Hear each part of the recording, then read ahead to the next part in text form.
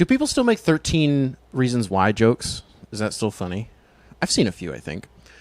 Can I throw one into the zeitgeist? Can I submit my own very quickly? Thank you. When you're in a communal setting, you know, some of you are going to be in apartments. Some of you are even going to be in dorms, right? Where the laundry situation, we all got to be on the same page, okay? I'm not going to complain about the people who, like, put something in the wash and then, like, take a nap. So, like, 3 hours go by and they just, like, don't switch it. Because, like, I get it. You know, sometimes you just space it. I get it, right? And those people, it happens. What I do not find acceptable and what I find to be my 13th reason is the little sign that your landlord, your RA, whoever it is, after each use of the dryer, please clean the lint trap. We all see that, right? It's not just me that sees that, right? We all see it, right? So maybe, I don't know, maybe we can do a little bit better job cleaning the lint trap. Anyways. New goof alert. Wow. Get baited, because you probably thought this was going to be a song about lint traps. Well, it's not. It is not about that. No, but I really just needed a way to keep you on time. Don't know why I said on time, I meant to say locked in. And I thought that doing a song might be the only way to do that. But we gotta talk about something serious. Jesus, I need another take. Ooh, Jesus, I need another take. Wait. Jesus, I need another take. Oh, hell yeah, Jesus, I need another take. Oh my God, wait. Hold on, I'm doing something here. That was kind of hard. Okay, all right, hold on, wait, back to what I was saying. So I thought it might be important if we had a conversation about something plaguing our nation. Oh my God, wait, that was a bar. I didn't mean to do that. I do that from time to time. Like, I like to rhyme. Oh my God, wow, that one was from afar.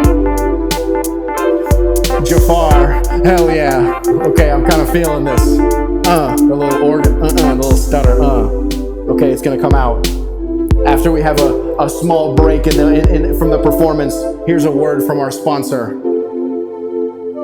We're back. Hell yeah. That was probably awesome. I placed an ad right there. Unless you have YouTube Premium, then it was just a continuous experience. But if you don't, and it came back from the ad, and the song was like, hell yeah. Oh yeah.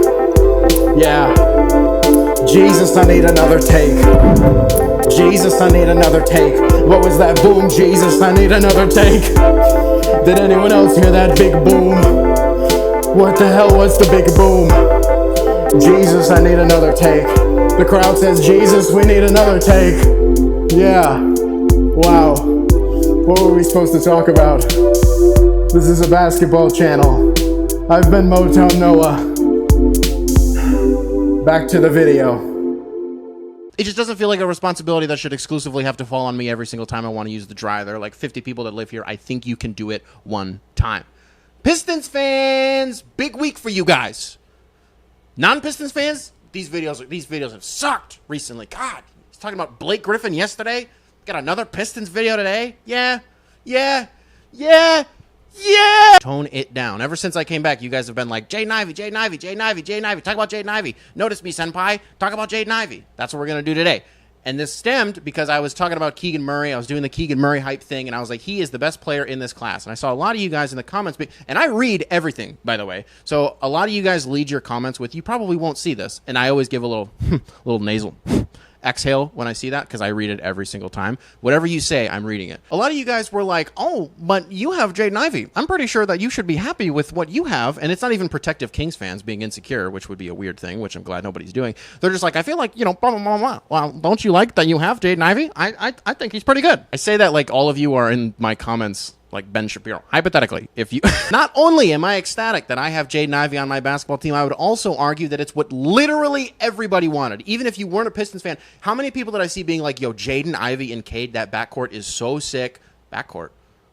Yes, that backcourt is so sorry. Sometimes I mix myself up with the backcourt front court thing. Anyways, everybody wanted it. We manifested it. It materialized. It happened. Jaden Ivey obviously wanted to be here. He has as many Detroit ties as he had. He already lived in Big Ten country. I'm all for it. What my lovely co-host James Edwards III of The Athletic said in one of his stories, we talked about it on the podcast a lot, The Bun and Cardigan Show, available wherever you listen to your favorite podcast, also on The Athletic. He wrote pre-draft that the idea behind drafting Jaden Ivey could be Detroit was looking at what Boston was doing with Jason Tatum and Jaylen Brown. You have this my turn, your turn combination. Is that something that Detroit wants to look at with Cade or with Jaden Ivey or maybe Benedict Mathurin? Who was it going to be? Well, we knew that they liked both of them. We knew that they had Ben Math in for a workout. That went pretty well. We knew that Jaden Ivey was being really flaky with other teams, and he was kind of making it clear that Detroit was the team that he wanted to be with.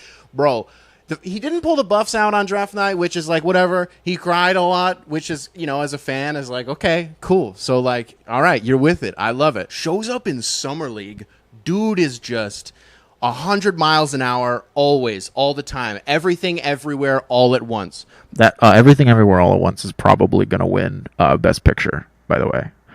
Ooh, an Oscar. That's what you guys don't know in my absence. I'm a huge film bro now.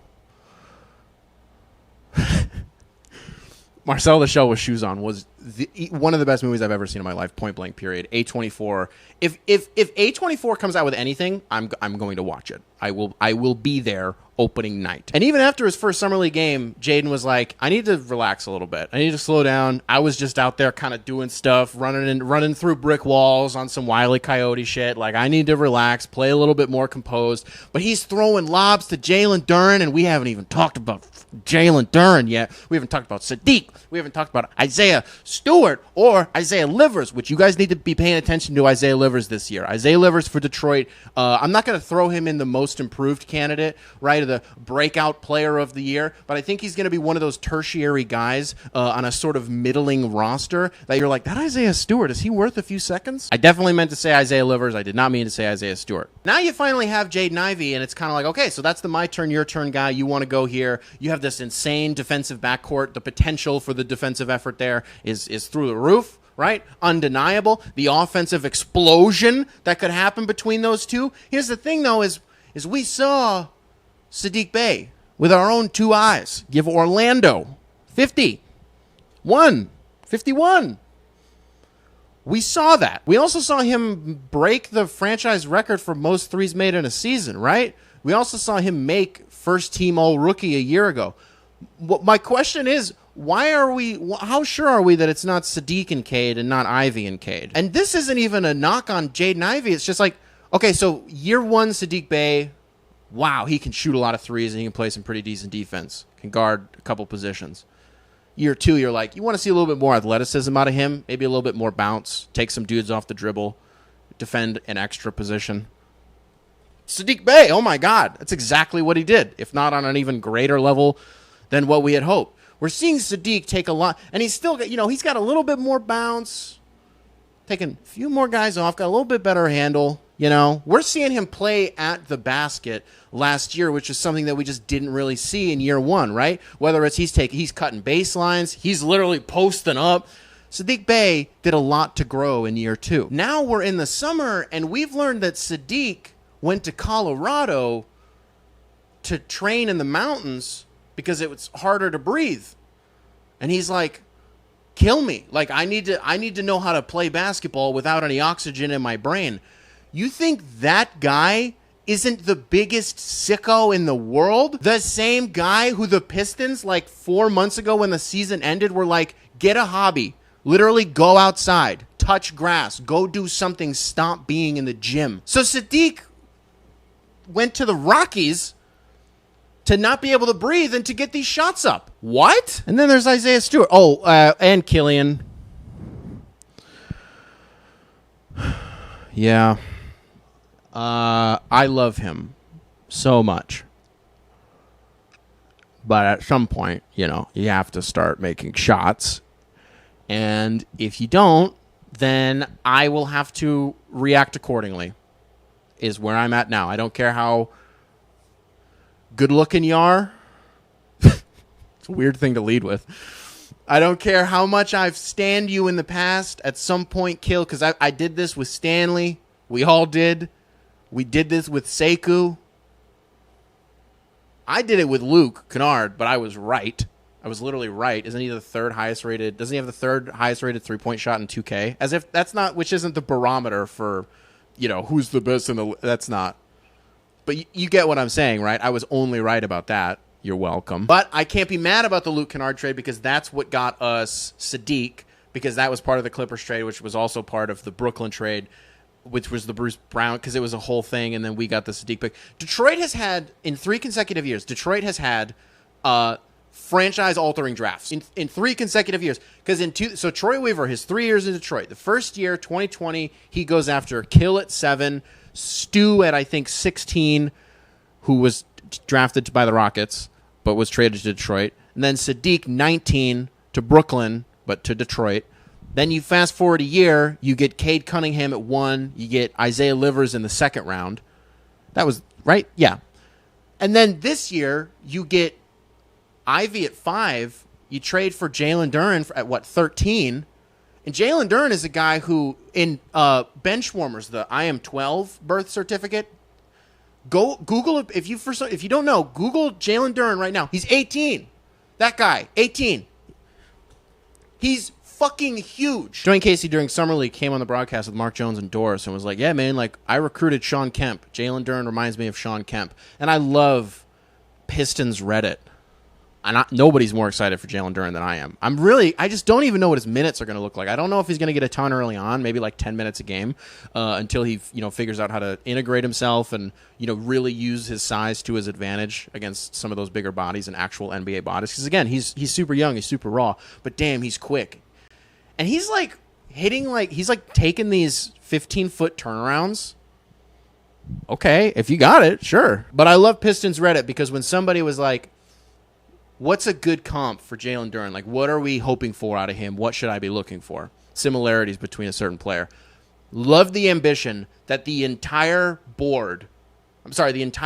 comment section was just a dartboard of Hall of Famers. People being like, I see a little bit of Shaq. I see a little bit of David Robinson. I see a little bit of Tim Duncan. I see a little bit of Hakeem. Hell, I see a little bit of Kareem. Like, everybody was just like, what is a B to A tier Hall of Famer that I can name? Some guys are just Rashawn Holmes. And that's fine. That's actually really good. That's great. Not everybody is. Okay. All right. Anyways. Corey Joseph. Love Corey Joseph. Kelly Olynyk. Hated it when it happened. Big KO guy now. Recently got married. Did get married with his hat on backwards. We have forgiven, unless you're a Cavs fan, we have forgiven Kelly Olynyk for the Kevin Love incident. Do I mean that? Yeah, I mean that. All right, Kelly, fine. Hated losing Frank Jackson. Absolute, that was devastating to me. Dude was a sniper. He got those fits off. I think he was like all league fits 2 or 3 years in a row. Frank Jackson was great. Awesome dude. Really embraced the scene in Detroit. Sick voice crack, Nick. But you got a pretty darn good replacement for him in Alec Burks. You got that trade going, which I still don't really understand what's going on with Kemba. Not only Alec Burks, you also brought in Nerlens Noel, which is great. It creates quite the log jam down low, which is weird. But he's such a strong defensive body. Got that rim running. Cade can throw him some. Is he really a... I'm not throwing that many lobs to Nerlens Noel. Well, no, I wouldn't. But the Pistons finally also got this hyper-athletic guy in Jaden Ivey, which is nice, something that we haven't had. We talked about that a little bit. Like, even Cade, he's not, like, jumping out of the gym. Jumper is only he gets that high. He's just really skilled. But with Ivey, he's like Spider-Man out there, dude. He's like, wah! Wah! Spider-Man's not doing karate. I don't know what that's also not. I love Jaden Ivey, man. I love it. Big year for Detroit this year. Can they fill the shoes of the Detroit Lions in committing just an exceptional rebuild? Because it's going pretty well so far. The Tigers rebuild has fallen off the wagon. Red Wings rebuild, Stevie, we'll see. Big free agents coming in this year. Big prove-it year for the Red Wings. I'm going to go 45 wins for the Pistons. Book it.